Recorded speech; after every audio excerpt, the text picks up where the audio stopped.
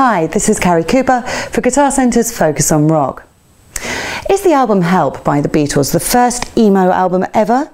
Firstly, what is emo?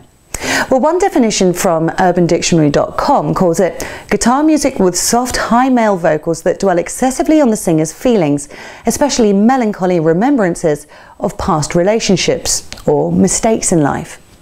Well, that seems to fit most observers' view, and many point back to its beginning being with Rites of Spring and Embrace in the mid-1980s.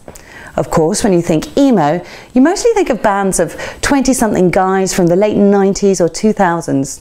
Fall Out Boy, Jimmy Eat World, My Chemical Romance, Dashboard Confessional, Panic at the Disco even, to name but a few. But back to the album Help. In the lead up to their mid-career masterpiece, Sgt. Pepper, most reviewers note that Rubber Soul and Revolver were precursors of that album, and when the Beatles began commenting profoundly on the world around them and society in general.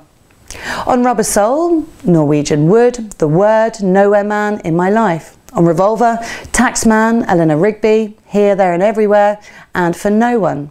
The album Help stands a bit alone after the mop-top early days of Please Please Me, She Loves You and I Want to Hold Your Hand, but before the journey started by Rubber Soul.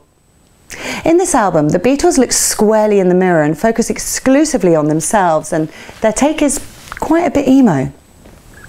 In 1965, when Help was written, all the dreams of the Beatles had apparently come true. Their goals of being bigger than Elvis and Toppermost of the Poppermost, a reference to the British music programme Top of the Pops, and of course conquering America. But be careful what you wish for. Beatlemania had put the 1965 Beatles into a mop-top box, and being the most desirable young men on the planet, while John and Ringo were married, George was with his future wife Pattie Boyd, and Paul was with long-term girlfriend Jane Asher. It made for a messy love life amid touring and freedom and groupies. Amid this crucible of money, touring, wives and girlfriends, and groupies of course, comes a blizzard of songs exclusively about girl trouble. Please Treat Me Like You Did, The Night Before. Haven't I the right to make it up to you, girl? It's Only Love. She's got a ticket to ride, but she don't care. I've just seen a face. I can't forget the time or place. You'll never leave me, and you know it's true, 'cause you like me too much, and I like you.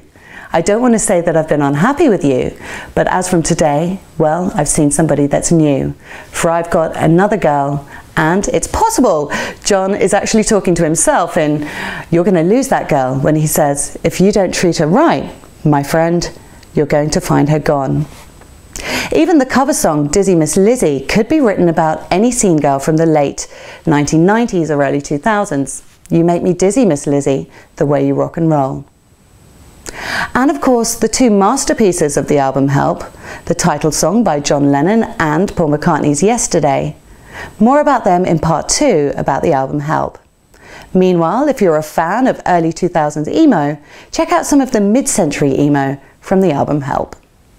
This is Carrie Cooper for Guitar Centre's Focus on Rock. Shop for the greatest selection of music gear on earth in store or at guitarcentre.com.